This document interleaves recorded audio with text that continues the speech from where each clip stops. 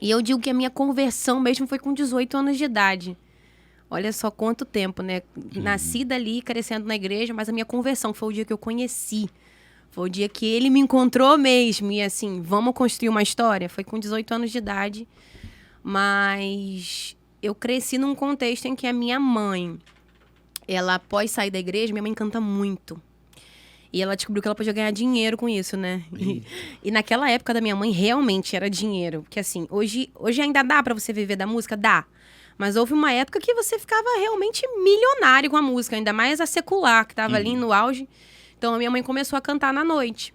Começou a cantar, participou, ela era da banda Via Show, e fazia back lá. E ali os artistas conheciam ela e chamavam ela pra ser back. E aí ela fez back pra Bela, esse povo aí do secular. Então, minha mãe trabalhava muito. E o meu pai, com a separação, ele ficou desolado e foi pro alcoolismo. Então, eu cresci com uma família totalmente desestruturada. Meu pai, alcoólatra, e minha mãe trabalhava muito. E, assim, nenhuma referência também, porque onde ela trabalhava no secular. O que ela tinha de referência era o secular. Então, a minha mãe fala assim, Samela, Deus te preservou muito, porque... eu lembro que minha mãe, na época da fase dela de mundo, ela sempre brincava comigo e falava assim, por que você usa essas roupas assim? Por que você não coloca um short? Eu sempre gostei de me cuidar, de me resguardar. Parece que foi uma coisa de Deus mesmo. Porque talvez se eu fosse na minha mãe, eu ia na onda mesmo do shortinho curto e ela botava mesmo, bota mesmo. Você é nova, você tem que viver, tem que curtir. E eu tinha aquilo da minha avó, que ela sempre falava assim, não, você... Por mais que eu não tivesse o relacionamento, eu tinha a raiz. Eu tinha os ensinamentos. Então, minha avó era aquela que falava assim, não, você é diferente, você tem uma coisa diferente. Me levava para cantar na igreja. E aí eu cantava na igreja. Recebia muitas promessas desde criança.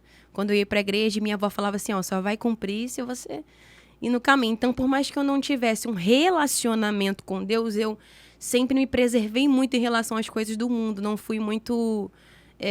eu não sei se eu posso dizer que eu não era crente. Era como se eu fosse, sabe? Tinha uma vida, assim, regrada, mas eu não tinha um relacionamento com Jesus. E assim foi... Eu fui evoluindo, fui passando por alguns apertos, porque tem gente que diz, né, que Deus... Ou você vem pelo amor, ou você vem pela dor. E eu conheci ele na dor, com 18 anos de idade. E eu comecei a galgar meu relacionamento com ele mesmo. Então, mas assim... eu não entendi. Seu pai e sua mãe eram crentes quando você nasceu? Eram, antes de eu nascer. Minha mãe era regente do ciclo de oração, da Assembleia. Minha mãe é compositora, então naquela época existia muito o hino-tema, onde a gente pegava uma compositora da igreja e ela iria escrever a música, tema. Eles não pegavam algo pronto. Eles escreviam a música propícia para o congresso. Então minha mãe era aquela mulher que escrevia a música do congresso. E a minha mãe passou por um processo de fofoca na igreja, né? Oh, Jesus. E aí aquilo dali começou a cortar, ela começou a perder a graça de ir pra igreja. Dali ela já parou de ir e aí acabou indo também acarretando na separação dos meus pais. E depois disso ela ficou. Demorou muito. Eu acho que no meio disso tudo eu fui um pouco... a referência, assim, dela. Por mais que eu não tivesse ainda o relacionamento que eu sei que eu não tinha com Jesus, eu tinha o sonho de ver minha mãe de volta, tinha o sonho de ver principalmente o meu pai de volta. Porque o meu pai, ele era alcoólatra. Meu pai não era alguém que bebia. Meu pai era alcoólatra, era do tipo... Ele trabalhava na Petrobras, até hoje trabalha como chefe de cozinha. E são 15 dias que você fica embarcado e depois 15 dias em casa. Meu pai era do tipo que ele chegava, desembarcava e com a mala mesmo que ele tinha ido, ele já parava num bar e ficava ali. Caramba. E às vezes a gente tinha que buscar ele porque ele não tinha condição de voltar para casa. E alguém ligava e falava assim, seu pai tá em tal bar, vai lá buscar ele. Esse era o meu pai. Meu pai, eu ia passar uns dias com o meu pai, que pai separado, você sabe que é isso, né? Um pouco com o pai e um pouco com a mãe. Eu ia passar uns dias com meu pai e meu pai falava assim, papai vai ali comprar pão. Esse pão nunca chegava. E ele também não. Ele passava o dia na rua bebendo. Então essa era a situação da minha família. Então, por mais que eu ainda não tivesse tido o encontro que eu queria ter com Jesus, eu queria que meu pai e minha mãe tivessem. Então eu orava muito por isso. Eu orava muito pela conversão do meu pai. E tem gente que pensa que não tem jeito, né? Tem algumas pessoas que a gente olha e fala assim, entrega para Jesus. E esse entrega para Jesus deveria ser entregar para Jesus mesmo, mas na nossa consciência desiste, deixa isso pra lá. E eu orava muito. Eu lembro que a minha avó, meu pai chegava alcoolizado em casa, eu nunca vou esquecer disso. Às vezes ele chegava de madrugada e minha avó batia lá no portão E aí eu falava assim, oi, vó. Ela falou assim, escutei o barulho do carro, seu pai chegou? Isso de madrugada, sinal que ela não dormia, né? E eu falava, chegou, ela, deixa eu entrar aí. Minha avó entrava e orava por ele ali, alcoolizado. Tava a mão na cabeça dele e falava assim, eu não aceito isso aqui, esse menino é um profeta. E meu pai era músico da igreja. Meu Deus. Meu pai era músico, minha mãe, a líder, que estava de frente para as mulheres, desde criança ela era do círculo de oração. Porque ela gostava daquele ambiente de música, de oração. Então, ela foi a mais nova aceita, assim, dentro do círculo de oração das irmãs, que aquilo naquela época era bem difícil. Eles tinham uma história com a igreja. E uma fofoca conseguiu. Uma fofoca. E foi algo assim... eu até falo sobre isso, sobre o poder que as pessoas têm e elas não sabem da língua, né? De desestruturar toda uma família, um projeto por causa de uma palavra. A gente precisa ter muito cuidado com o que a gente fala, porque... Hoje eu estava até vendo um comentário de uma menina numa postagem que eu falava sobre isso, falando que às vezes as pessoas da igreja julgam. E aí ela comentou assim, então bons são as pessoas do mundo, né? Que passam a mão no seu pecado. Eu não tô falando de julgar pecado. Eu tô falando de gente que fala o que não sabe. Entendeu? Escutou, não sabe, repassa. E aquilo pode destruir uma família. Destruir projetos. E minha mãe tinha muitos projetos. E depois eu cresci e comecei a orar por essa família, desestruturada. E só um parecer aqui, às vezes a gente acha que Deus tem que fazer dentro do nosso jeito, do nosso padrão. Então eu, criança, eu orava, Senhor, salva minha mãe, salva meu pai e restaura o casamento deles, né? Aquela coisa de criança, tem que dar certo, não pode dar errado. E aí, nesse contexto, minha mãe conheceu um homem que era dono de um terreiro, era pai de santo. E eu falava, Deus não deve ser esse homem, não é possível. Porque se era pra vir alguém, que viesse um pastor, um obreiro, um homem de oração. E eu falava, Deus, tira esse homem da vida da minha mãe. Deus falava, não vou tirar porque eu tenho propósito. E aquilo me dava ódio. Porque eu achava que ele tinha que fazer do meu jeito. Até que Deus começou a trabalhar no coração dele. Eu lembro que um dia ele falou pra mim assim, eu tive um sonho essa noite. E eu falei, você sonhou com o quê? Ele falou, eu sonhei com os Cavaleiros da Luz. E ele jurava que era entidade, né? Ele conversava com os demônios e tudo, então pra ele tudo era entidade. E ele falou assim, eu sonhei que eles diziam pra mim que eu não posso mais matar, não posso mais fazer oferenda. Eu falei, tá, foi muito o diabo que pediu pra você não oferecer mais nada. Até parece que é ele que ia fazer isso, né? Eu falei, isso foi Jesus no teu sonho. E dali ele parou de fazer oferenda. Então ele passou aquele tempo todo sem fazer oferenda e um belo dia ele ficou endemoniado num dia de finados. Que é um dia muito pesado no espiritismo. É um dia que você tem que fazer muitas obrigações, muitas oferendas, muitas ofertas. E ele não tinha feito, tinha parado de fazer. Então os demônios vieram cobrar. E nessa cobrança ele ficou endemoniado. E eu lembro disso até hoje. Eu tinha 15 para 16 anos de idade. Eu tava começando a caminhar com Jesus mesmo, a ter o entendimento de buscar e tudo mais. Começando, porque meu encontro mesmo foi com 18 anos. 17 para 18 anos. E aí eu lembro que a minha mãe, ele endemoniado no quarto, minha mãe afastada. Ele endemoniado no quarto, minha mãe me grita. Samila, Samila, Samila. Eu falei, Jesus, o que tá acontecendo? Corri pro quarto, tava ele no chão. E ele é branco e ele não tava respirando. Então ele tava ficando roxo. O rosto dele tava ficando roxo, os dedos de roxo. Porque ele não tava respirando. E aí a minha mãe falava, ele tá endemoniado, ora aqui. E eu lembro, gente, que tinha uma igreja na frente da minha casa. E eu tinha 15 para 16 anos de idade, eu tava começando a conhecer Jesus. Eu falei assim, peraí que eu vou ali chamar o pastor que mora ali na frente. Ela, não! Puxou meu braço na hora que eu tava correndo pra ir chamar o pastor. Sam, ele não tá respirando, não vai dar tempo. Ora você. Eu falei, Senhor, eu até brinco que eu não sabia como expulsar, que se naquela época tivesse o auge da internet como tem hoje, eu ia botar no Google, né? Como expulsar o demônio. Tutorial. E aí eu lembro que lembrava da minha avó, falando, né, que é no nome de Jesus. E aí eu coloquei a mão na cabeça dele, e aí coloquei a mão na cabeça dele e fiz a oração mais simples da minha vida, e mais curta, saia em nome de Jesus, no nome de Jesus o nome de Jesus tem poder. E ali ele voltou a si, quando ele voltou, ele olhou pra mim e falou assim, eu ia morrer. Eles vieram pra me buscar, eles vieram pra me levar. E naquele dia Deus me deu uma autoridade, eu falei pra ele assim, sabe por que não levaram? Ele disse, por quê? Eu falei, porque o dono da sua vida chegou primeiro. E Deus me fez uma promessa. Ele disse que você tem um propósito com a minha mãe. Não é um propósito de perdição. O Senhor não tem um propósito na vida de ninguém de morte. Só de vida. E aí passou um tempo, eu comecei a convidar ele para ir pra igreja, né? E ele gostava de me ouvir cantar. E aí eu lembro que eu falei assim, vamos na igreja tal dia que eu vou cantar. Aí ele brincou e falou assim, eu escuto você cantar todo dia em casa. Eu não vou lá pra ouvir você cantar, não. Aí eu falei, mas é diferente, porque vai ter banda. É ao vivo. É teclado, é bateria, né? Eu convenci. Ele foi num culto comigo, entrou e saiu do mesmo jeito. Ainda saiu reclamando, falando que os crentes pulam, que os crentes isso e tal. É Assembleia? É Assembleia. Ah, tá. Assembleia. Igreja do Repeplé. Amo Assembleia. Do Repeplé. Passou o tempo, eu convidei novamente. Ele falou assim, vou com você. No dia anterior ao culto, ele começou a passar muito mal. No dia seguinte, ele acordou muito mal e ele foi pro hospital.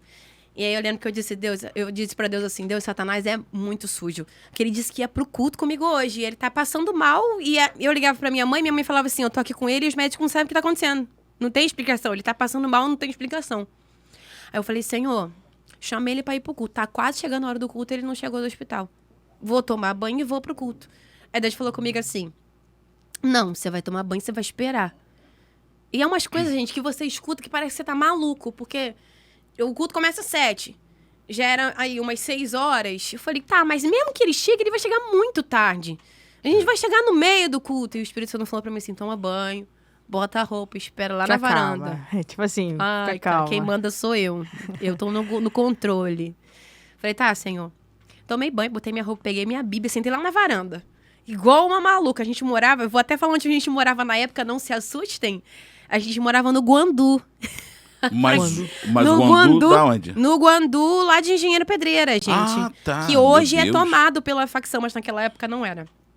Porque tem um Guandu aqui, desculpa só te interromper, para o pessoal que não conhece o Rio de Janeiro se localizar. Seria no não do quilômetro 32, é aquele outro É lá? aquele lá. Ah, tá. É aquele lá Beleza. mesmo. É longe, é longe. Longe, É. não. Sentei lá na varanda, era um sítio, sentei lá e fiquei lá sentada. E nada dele chegar. Aí quando eu vi o carro chegando, estacionando no sítio, eu levantei e assim que ele desceu do carro, eu já fui lá e falei assim, pronto, dá tempo aí, vai se arrumar que a gente vai pro culto. Aí ele olhou pra mim assim, ó, nem pergunta se eu tô melhor. Eu quase morri. E você querendo saber de culto, eu lembro que eu brinquei com ele, eu falei assim, você quase morreu, não morreu, tá vivo, dá pra ir. Vamos tomar banho. Ele, você é muito chata, muito chata. Eu falei, Jesus, foi o Senhor que mandou. Ele foi lá, tomou banho, tá, eu vou. Tomou banho, botou roupa e fomos pro culto, eu, ele e minha mãe. Aí chegou no culto, antes dele conhecer minha mãe, ele já contava a história pra gente que ele ia se matar.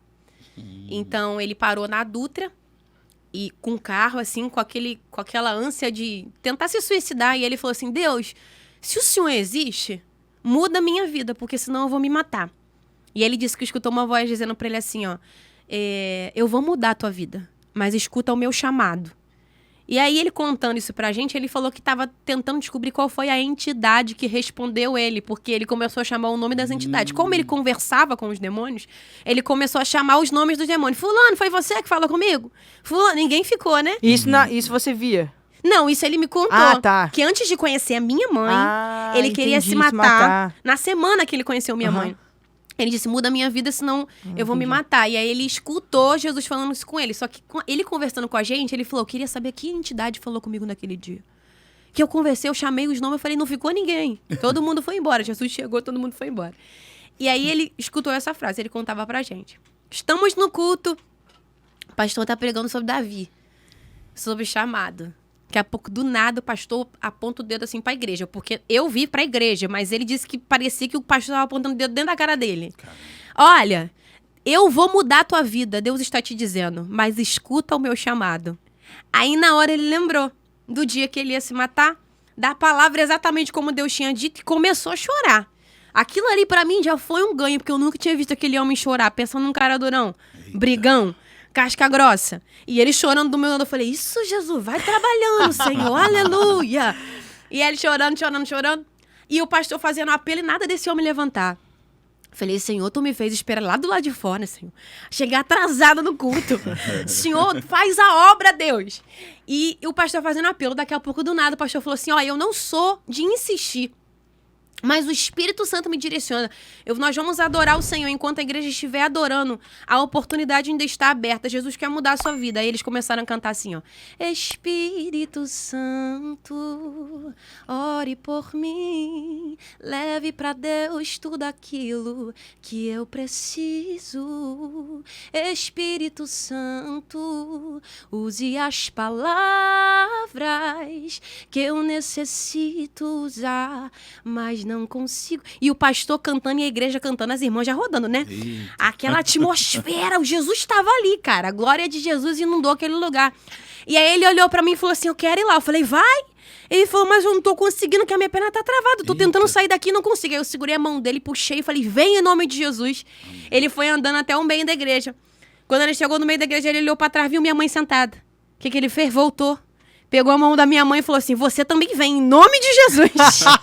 Puxou a minha mãe. Nós fomos lá pra frente, minha mãe voltando pra Jesus e meu padrasto aceitando a Jesus. Caramba. Ele até brinca, esses crentes são muito ruins. Demora um tempão pra ganhar uma alma. No dia que eu aceitei, eu já levei uma alma pro altar. E a minha mãe brinca, eu não queria não, Jesus, mas foi na força mesmo que eu fui. Porque é até um ponto, minha mãe fala, eu queria que Deus mudasse a vida do meu marido, eu queria que ele largasse a bebida, eu queria que ele largasse o cigarro, que ele fosse um marido melhor, mas eu não queria comprometimento com Deus. Eu não queria, porque tem muita gente que quer o que Deus quer, pode dar, mas não o que ele é.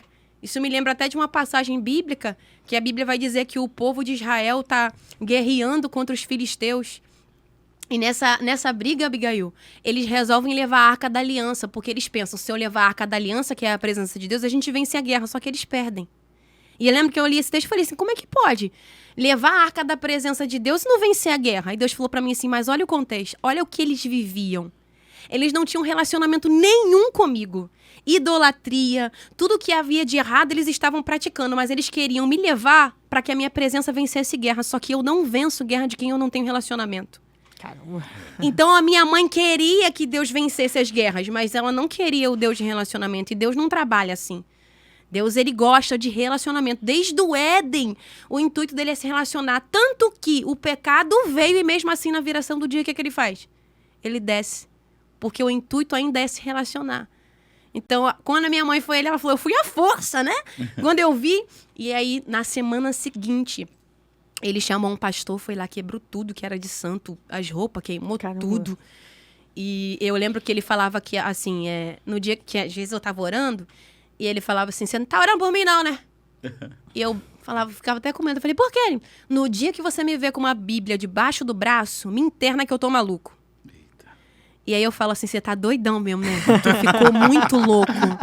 Porque o cara fez faculdade de teologia, se formou. Eita. Hoje ele tem uma estante de livros. Aí tem Bíblia em inglês, em espanhol, em várias versões.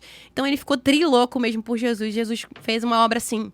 Caramba. Louca na nossa história, na vida da nossa família, né? Depois foi meu pai. Meu pai também foi pego. Deus sacudiu ele também. Também saiu. Aí, depois de um tempo, 3 anos depois... mais ou menos depois da conversão do meu padrasto e da minha mãe, eu lembro que nós estávamos num culto de família. E eu nunca vou esquecer disso. O pastor estava orando.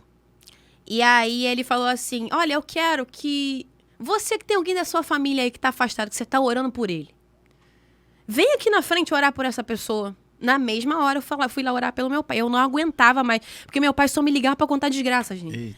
Quando ele me ligava, eu já pensava, bateu no carro de alguém.